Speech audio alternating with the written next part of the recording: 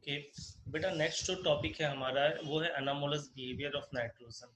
बेटा, अनामोलस बिहेवियर में हमें देखना क्या है कि नाइट्रोजन अपने ग्रुप से किस तरह से अलग प्रॉपर्टी शो करता है। नाइट्रोजन के पास बेटा तीन चार चीजें ऐसी प्रॉपर्टीज है, ऐसी यूनिक प्रॉपर्टीज जो उसको अपने ग्रुप से अलग करेगा। अब कौन से प्रॉपर्टीज अलग होंगे वो हम देखेंगे। सबसे पहले, due to the very small size in their group it have the high value of ionisation energy, it has highest electronegativity in their group. There is an unavailability of d orbital in nitrogen family, and nitrogen frequently or easily form multiple bond with nitrogen and other atom also. तो ये कुछ ऐसे 5 point थे बेटा जो nitrogen को अपने group से अलग करते हैं। ठीक है, चलो डिस्कस करते हैं एक पॉइंट को। Nitrogen differ the rest of the member due to the small size, high electronegativity, high value of ionisation enthalpy and not availability of d orbital. ठीक है, नाइट्रोजन के पास बेटा यूनिक एबिलिटी है to form the pi bond, जिसको हम बोले P पाई multiple bond. वो खुद से भी बना सकता है and other atom small size वाले एटम से बना सकता है, जैसे कार्बन के साथ बना सकता है, ऑक्सीजन के साथ बना सकता है। ठीक है, नेक्स्ट क्या है बेटा, जो हेवियर एलिमेंट है, जैसे कि मान ले हम फॉस्फोरस पे जा रहे हैं, नाइट्रोजन के बाद फॉस्फोरस आ गया, तो फॉस्फोरस को अगर पाई बॉन्ड बनाना होगा तो वो पी पाई बॉन्ड नहीं बनाएगा, बल्कि p pi d pi bond बनाता है। ठीक है, देखते हैं क्या है। Heavier atom of this group do not form p pi bond of their atomic orbital and so large diffuse they can not be effectively overlapping. ठीक है, ये क्या हो रहा है, पी पाई नहीं बनाएगा, पहले बताया क्यों। क्योंकि जैसे एटम बड़ा होगा तो उसके ऑर्बिटल्स के साइज भी इंक्रीज करेंगे, और जैसे ऑर्बिटल के साइज इंक्रीज करेंगे, and you know that as the much the size more is the size of orbital, their overlapping will be less, तो लेस ओवरलैपिंग हो जाएगा। ठीक है, ओके। नेक्स्ट थर्ड पॉइंट क्या है बेटा, फॉस्फोरस, आर्सेनिक और एंटीमोनी जो है वो मेटेलिक बॉन्ड बनाते हैं। इसके अलावा नाइट्रोजन मेटेलिक बॉन्ड बनाएंगे, बट नाइट्रोजन जो है ना मेटेलिक बॉन्ड नहीं बनाएंगे। इसका मतलब क्या होता है समझते बेटा, देखो क्या है। नाइट्रोजन के पास ट्रिपल बॉन्ड होता है, अभी समझिएगा, ये लाइन में आपको सेकंड लाइन एक्सप्लेन करूं। नाइट्रोजन के पास ट्रिपल बॉन्ड होता है, दो पाई बॉन्ड और एक सिग्मा बॉन्ड। ठीक है, यहाँ पर लिखा हुआ 1s एंड 2p बॉन्ड। ठीक है, तो बेटा हम सिर्फ एस बॉन्ड की बात कर रहे हैं, मतलब सिग्मा बॉन्ड की बात कर रहे हैं। तो नाइट्रोजन और नाइट्रोजन एटम के बीच का जो सिग्मा बॉन्ड होता है बेटा वो वीक होता है। फॉस्फोरस फॉस्फोरस के बीच का सिग्मा बॉन्ड स्ट्रांग होता है। सिर्फ सिग्मा बॉन्ड की बात कर रहे हैं बेटा, सिंगल बॉन्ड की बात करें, नाइट्रोजन और नाइट्रोजन के बीच के तीनों बॉन्ड की नहीं, सिर्फ सिग्मा बॉन्ड की। क्यों वीक होता है, क्योंकि नाइट्रोजन के स्मॉल साइज और लोन पेयर होने के कारण ये बॉन्ड स्ट्रेच हो जाता है, तो ये वीक हो जाता है, तो फॉस्फोरस स्ट्रांग हो गया। तो इसलिए अगर हम फॉस्फोरस ले देना तो फॉस्फोरस के एटम एटम जुड़े रहेंगे आपस में, वो मेटलिक बॉन्ड देंगे। लेकिन नाइट्रोजन ऐसा नहीं है। नाइट्रोजन क्या होगा, वीक होने का नाइट्रोजन नाइट्रोजन मेटलिक बॉन्ड नहीं बनाएगा, नाइट्रोजन के मॉलिक्यूल बनेंगे और सिर्फ डायटोमिक शो करता है। ठीक है, तो वही लिखा हुआ है, nitrogen nitrogen bond is weaker than the phosphorus phosphorus bond because of the high electron inter electronic repulsion of non bonding electron of nitrogen nitrogen का। ठीक है, as a result catenation tendency is weak. अब इसके कारण क्या हुआ बेटा, catenation tendency nitrogen की वीक हो गई, और नाइट्रोजन नाइट्रोजन नाइट्रोजन नाइट्रोजन इस टाइप का बॉन्ड नहीं दे रहा है। तो यहाँ एक बहुत अच्छा पॉइंट है, कार्बन फैमिली में down the group catenation decrease किया था, सबसे अच्छा कैटिनेशन कार्बन का था, लेकिन यहाँ down the group catenation increase कर रहा है, नाइट्रोजन से अच्छा फॉस्फोरस दे रहा है। ठीक है, फोर्थ पॉइंट में क्या है बेटा कि another factor which affect the chemistry of nitrogen in the absence of d orbital in its valence shell. ठीक है, besides restricting its covalency of 4, nitrogen का जो कोवेलेंसी होता है 4 होता है। ठीक, इसके अलावा जो अदर एलिमेंट होते हैं उनकी कोवेलेंसी 6 तक जाती है, पहली बात। दूसरी बात बेटा, नाइट्रोजन को छोड़ करके जो अदर हेवियर एलिमेंट है, और अगर वो पाई बॉन्ड बना रहे, जैसे ये मेरा R3P डबल बॉन्ड हो, तो ये जो पाई बॉन्ड है बेटा, ये कौन सा पाई बॉन्ड होगा, डी पाई पी पाई बॉन्ड होगा। ठीक है, जिसमें से डी पाई फॉस्फोरस का होगा और पी पाई छोटे एटम ऑक्सीजन का होगा। ठीक है, तो phosphorus and arsenic can form d pi p pi bond also with transition metal के साथ भी बना सकते हैं, ठीक है। इसके अलावा बेटा जो फास्फोरस आर्सेनिक होगा ना, इसके कंपाउंड आपको लिगेंड के जैसा काम करेंगे। लिगेंड क्या होता है हम कोऑर्डिनेशन कंपाउंड में पढ़ेंगे, यहाँ पर हम आपको एक लाइन बताते हैं लिगेंड क्या होता है। लिगेंड का मतलब एक ऐसा कंपाउंड जो लोन पेयर डोनेट कर सकता है वाया कोऑर्डिनेट, ठीक है। तो ये 4 पॉइंट इसके anomalous behaviour of nitrogen show कर रहे हैं अपने ग्रुप से अलग होकर के। इंपॉर्टेंट कंपाउंड ऑफ नाइट्रोजन, ठीक है बेटा। देखिए नाइट्रोजन के कौन कौन से इंपॉर्टेंट कंपाउंड है, जैसे हो गया nitrogen gas, ammonia gas, very important, nitrous acid, nitric acid, nitrogen की जितने भी ऑक्साइड है सबके बारे में धीरे धीरे डील करेंगे, ठीक है बेटा। सबसे पहले हम नाइट्रोजन गैस के बारे में जान रहे हैं। देखो आपको पता होगा कि पूरी एटमॉस्फेयर में नाइट्रोजन गैस है 78%, बट ये एटमॉस्फेयर में, लेकिन अर्थ क्रस्ट में नाइट्रोजन इतना ज्यादा नहीं होता है। अर्थ क्रस्ट में नाइट्रोजन ज्यादा नहीं पाए जाते। क्यों नहीं पाए जाते? क्योंकि नाइट्रोजन जो पाए जाते हैं अर्थ क्रस्ट में वो नाइट्रेट्स के फॉर्म में होते हैं। सेकंड पॉइंट देखेंगे नाइट्रेट्स, नाइट्रेट्स के फॉर्म में पाए जाते हैं, बट नाइट्रेट जो होता है बहुत ही सॉल्युबल होता है पानी में, तो वाटर में सॉल्युबल हो जाता है, जिसके कारण हमें नाइट्रोजन एज अ गैस नहीं मिल पाते अर्थ क्रस्ट में। अब देखो अर्थ क्रस्ट में जब नाइट्रेट्स ना दो बहुत ज्यादा इंपॉर्टेंट मिलता है, एक सोडियम नाइट्रेट और एक पोटेशियम नाइट्रेट।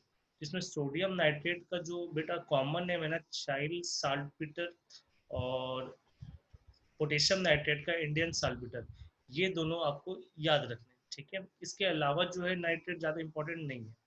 थर्ड पॉइंट क्या है बेटा, nitrates are difficulty to reduce under the laboratory condition. मतलब क्या कि नाइट्रेट्स अगर रिड्यूस होता है तो नाइट्रोजन गैस बनता है, बट ये डिफिकल्ट है कि नाइट्रेट से नाइट्रोजन गैस अपने आप बने लेबोरेटरी कंडीशन में। हाँ, माइक्रोब्स डू इट इजिली का मतलब माइक्रो ऑर्गेनिज्म इजिली कर सकते हैं। तो माइक्रो ऑर्गेनिज्म यहाँ आया कहाँ से बेटा, जो नाइट्रेट्स होते हैं ना वो सॉइल में प्रेजेंट होते हैं, ठीक है। सॉइल में क्योंकि नाइट्रेट्स ऐसा फर्टिलाइजर काम करता है जो सॉइल में डाला जाता है, और सॉइल के माइक्रोब उसको नाइट्रोजन गैस बना सकते हैं। लास्ट पॉइंट क्या है कि nitrogen is important essential in a protein, amino acid, DNA, RNA सब नाइट्रोजन से बनता है। And nitrates and other nitrogen को हम फर्टिलाइजर और एक्सप्लोजिव में भी यूज करते हैं। नेक्स्ट देखेंगे बेटा प्रिपरेशन ऑफ नाइट्रोजन, समझेंगे। नाइट्रोजन के प्रिपरेशन में दो मेथड होता है, एक होता है लेबोरेटरी मेथड और दूसरा होता है इंडस्ट्रियल मेथड, ठीक है। लेबोरेटरी मेथड में क्या होता है, बस याद रखना है कि अमोनियम सॉल्ट को सोडियम नाइट्राइट, ये नाइट्राइट है, इसके साथ रिएक्ट करेंगे तो नाइट्रोजन गैस बनेगा। But this reaction will occurs in 2 steps.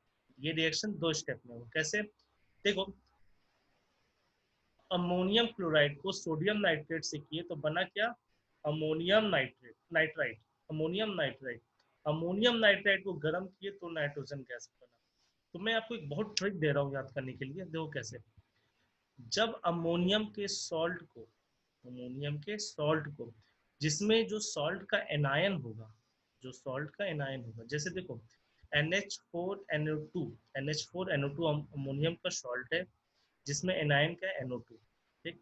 Anion आपका ऑक्सीडाइजिंग नेचर का हुआ तो अमोनियम के सॉल्ट को गर्म करोगे तो नाइट्रोजन गैस निकलेगा।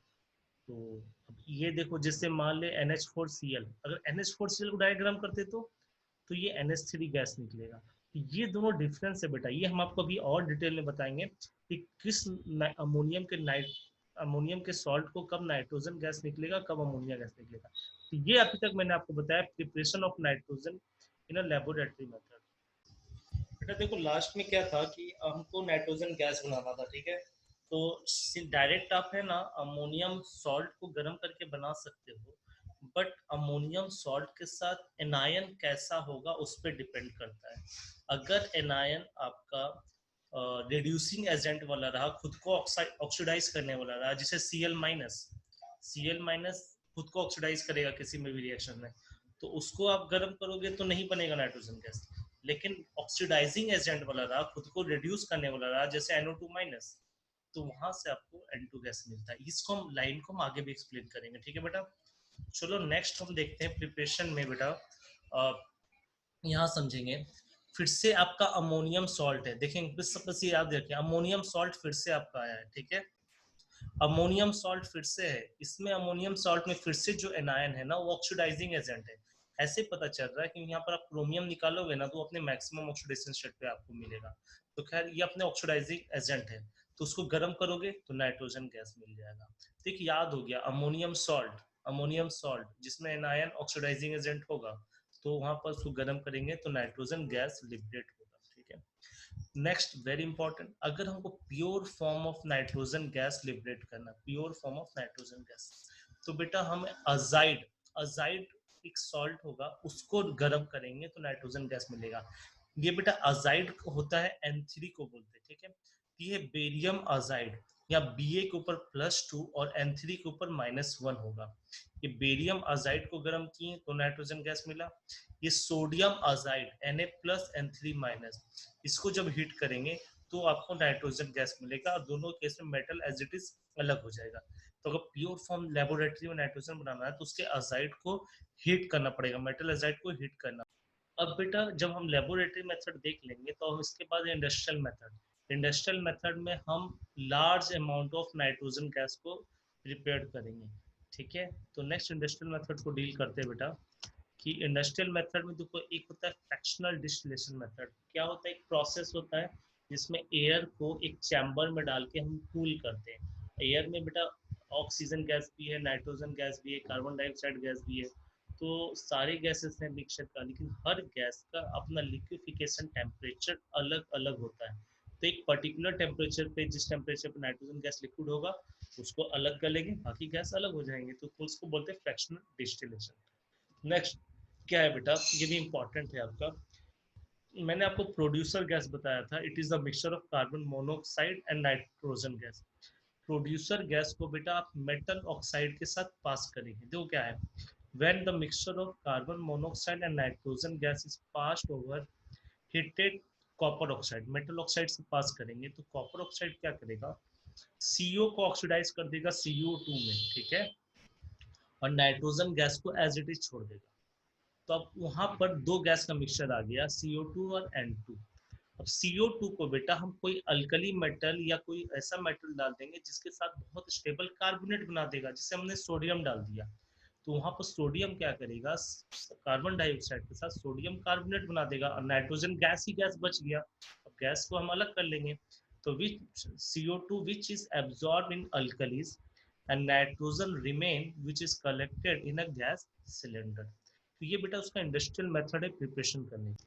ये आपका होमवर्क हो गया कि draw the structure of azide ion and write the oxidation state of all the nitrogen present in it। चलो नेक्स्ट अब मूव करते हैं बेटा हम प्रॉपर्टीज ऑफ नाइट्रोजन गैस पे। देखो बेटा नाइट्रोजन गैस की क्या प्रॉपर्टी है, कुछ कुछ खास प्रॉपर्टीज है, जैसे नाइट्रोजन कलरलेस गैस होता है, ऑडियोलेस गैस होता है एंड इनसॉल्युबल इन वाटर, ठीक है। तो नाइट्रोजन गैस न जलता है, न कंबशिबल होता है, न कंबशन को सपोर्ट करता है। सपोर्ट करने का मतलब ये हुआ बेटा कि जैसे हाइड्रोजन गैस कंबसिबल गैस है, oxygen gas support the combustible, but nitrogen दोनों में से कुछ भी नहीं करता, ठीक है। नेक्स्ट बेटा मेटल के साथ नाइट्रोजन का रिएक्शन हमने बहुत अच्छे से देख रखा है, यहाँ पर सोडियम और एल्यूमिनियम के साथ दिया हुआ इसका नाइट्राइड बनाएगा, और इस नाइट्राइड का वाटर के साथ रिएक्शंस करके, इसको भी हमने आपको तरीका बताया था, मेटल नॉन मेटल का सॉल्ट है वाटर के साथ रिएक्ट करेगा, नॉन मेटल का हाइड्रोजन के साथ गैस बनेगा। तो ये रिएक्शन बहुत अच्छे से हमने एक्सप्लेन कर रखा है। नेक्स्ट बेटा जो थर्ड है ना रिएक्शन, आपको खुद लिखना, सिर्फ लिख दिया रिएक्शन विद H2।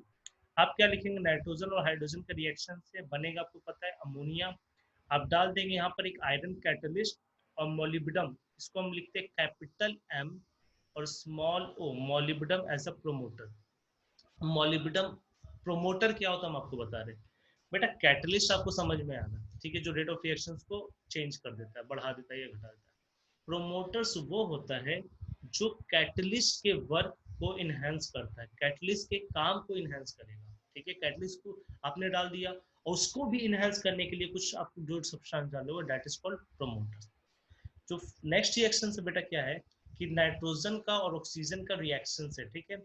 जब नाइट्रोजन और एयर का रिएक्शन करेंगे, उस एयर में CO2 नहीं होना चाहिए, मॉइस्चर नहीं होना चाहिए, ठीक है। तो उससे रिएक्शन करेंगे तो नाइट्रिक ऑक्साइड बनेगा। ये इंपॉर्टेंट क्यों है बेटा?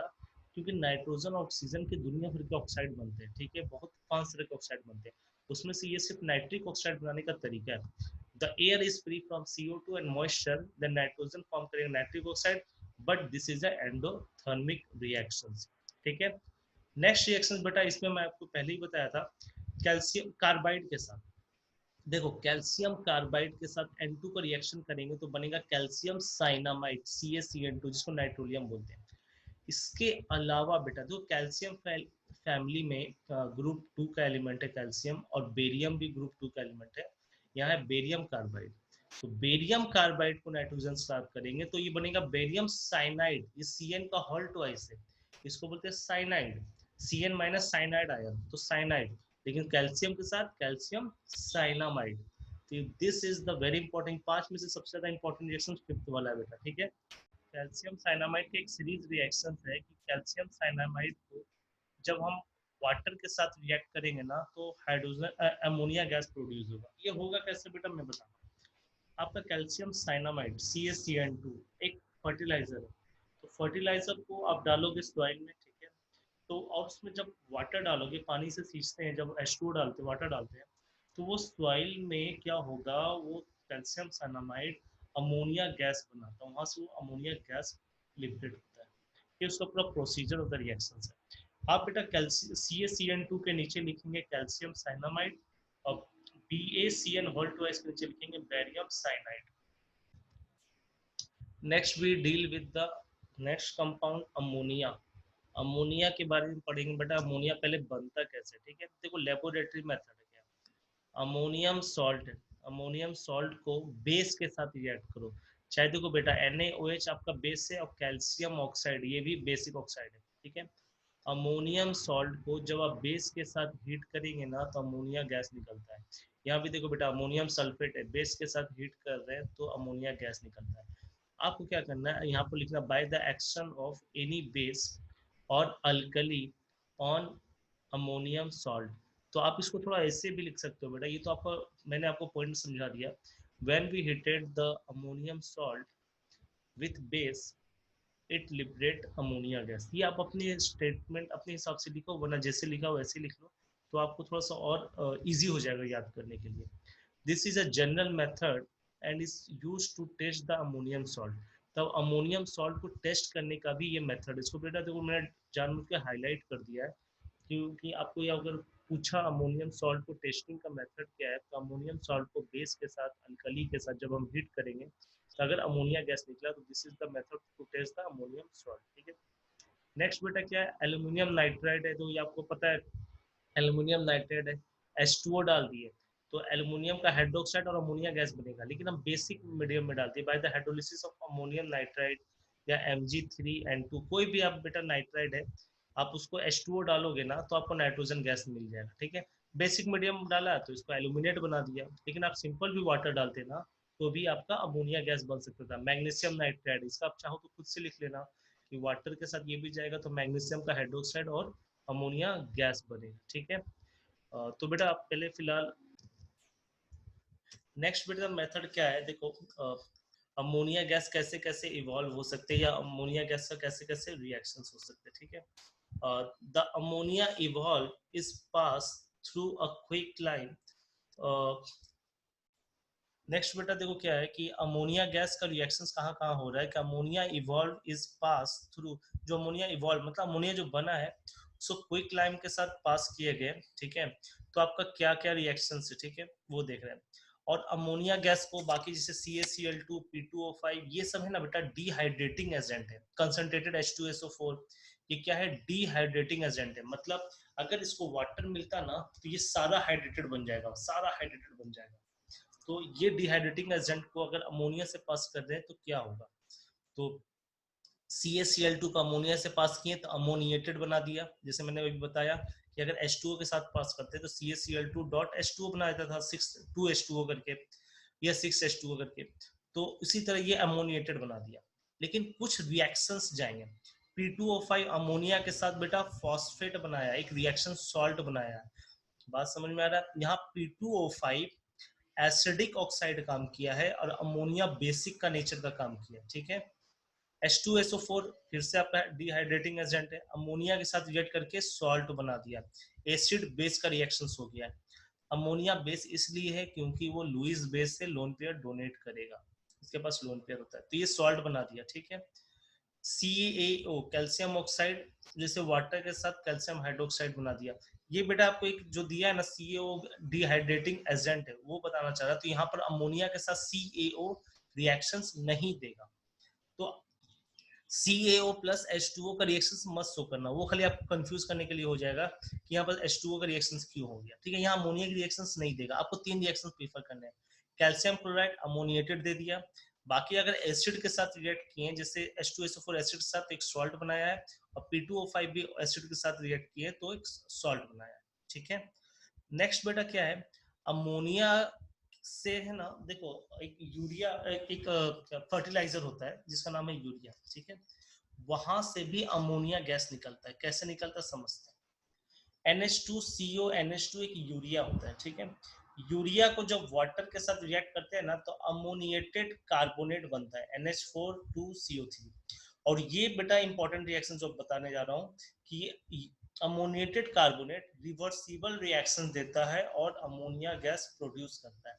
अब ये रिवर्सिबल रिएक्शन है, तो जैसे जैसे अमोनिया गैस प्रोड्यूस होगा ना, हम उसको हटाते चले जाएंगे तो more and more amount of ammonia gas यहाँ प्रोड्यूस होता है फ्रॉम यूरिया। यूरिया से अमोनिया गैस कैसे बन रहा है कभी कभी पूछे जाते हैं, तो ये 2 स्टेप का रिएक्शन है बेटा, इसको याद रखेंगे, ठीक है। देखो बेटा अमोनिया कितना बना है उसको हम कैसे पता चलेगा, वही है क्वांटिटेटिव एस्टिमेशन ऑफ नाइट्रोजन। देखो हमारा जो है ना नाइट्रेट या नाइट्राइट साल्ट है, ठीक है, ये आपको अर्थ क्रस्ट में मिलेंगे एज अ ओर। तो सोडियम नाइट्रेट या सोडियम नाइट्राइट जो सॉल्ट है उसको जिंक पाउडर और कंसंट्रेटेड NaOH के साथ सोडियम हाइड्रोक्साइड के साथ आपको जो अमोनिया बनेगा ना, तो उस अमोनिया की क्वांटिटी को हम बता सकते हैं कि कैसे एस्टिमेशन ऑफ नाइट्रोजन चेक किया जाता है। कि अगर कोई सॉल्ट है उसमें नाइट्रोजन कितना है तो उसको चेक कैसे करते हैं, उसके नाइट्रेट या नाइट्राइट को जिंक पाउडर और बेस के साथ रिएक्ट करके हम अमोनिया निकालते हैं, और उस अमोनिया निकालने से कितना अमोनिया है उससे ये पता चलता है कि उस सॉल्ट में कितना नाइट्रोजन है, ठीक है। तो ये एक इंपॉर्टेंट है बेटा, थोड़ा याद रखना कि एस्टिमेशन ऑफ नाइट्रोजन अमोनिया निकालने से पता चलता है, और अमोनिया कैसे, नाइट्रेट या नाइट्राइट सॉल्ट को जिंक या NaOH के साथ हीट करेंगे या रिएक्ट करेंगे तो उससे आपको पता चल। तो बेटा ये है, आपको लिख लो, देखो लिखा 10 nitrate and nitrite can identify by this reaction, तो आपको इससे पता चल जाएगा कि नाइट्रेट या नाइट्राइट कितना है क्या है, ठीक है। वो अमोनिया से नाइट्रोजन पता चल जाएगा। तो प्रॉपर्टीज ऑफ नाइट्रो अमोनिया में क्या है, पहला अमोनिया कलरलेस गैस है, इसका स्मेल बहुत पंजेंट ऑडियो कोई स्मेल होता है, ठीक है। Freezing point boiling point important नहीं है, आपको याद लिखना है कि ammonia is a colourless gas in the solid and liquid state, it is associated through a hydrogen bond as in a case of water. आपको पता है जैसे वाटर सॉलिड स्टेट में लिक्विड स्टेट में हाइड्रोजन बॉन्ड बनाता है, उसी तरह अमोनिया भी सॉलिड स्टेट और लिक्विड स्टेट में हाइड्रोजन बॉन्ड बनाता है, ठीक है, पानी की जैसा। And that account for it, उसकी मेल्टिंग और बॉइलिंग पॉइंट उसके कारण हाई हो जाती है, जो हमने हाइड्राइड ऑफ अमोनिया में देखा था। तो अमोनिया बेटा वाटर के साथ अब बेस देता है, देखो अमोनिया एक बेस होता है तो पानी के साथ रिएक्ट करके OH माइनस देगा। Ammonia gas is highly soluble in water, its aqueous solution is weak base होगा due to the formation of OH minus. तो देखो बेटा अमोनिया बेस है 2 टाइप से, एक तो NH3 डायरेक्टली लोन पेयर दिया तो वो एक बेस हो जाएगा, that is a Lewis base. But when NH3 is dissolved in water and it gives OH minus, then it is a Arrhenius base. तो ये बेस है 2 टाइप से, ठीक है, दोनों बेस है, दोनों का टाइप से हम रिएक्शन देखेंगे कि कैसे क्या रिएक्शंस होते हैं, ठीक है। तो ये बेटा फिजिकल प्रॉपर्टीज आप लिख लीजिए, केमिकल प्रॉपर्टीज हम देखेंगे कब कौन सा गैस लिबरेट हो रहा है।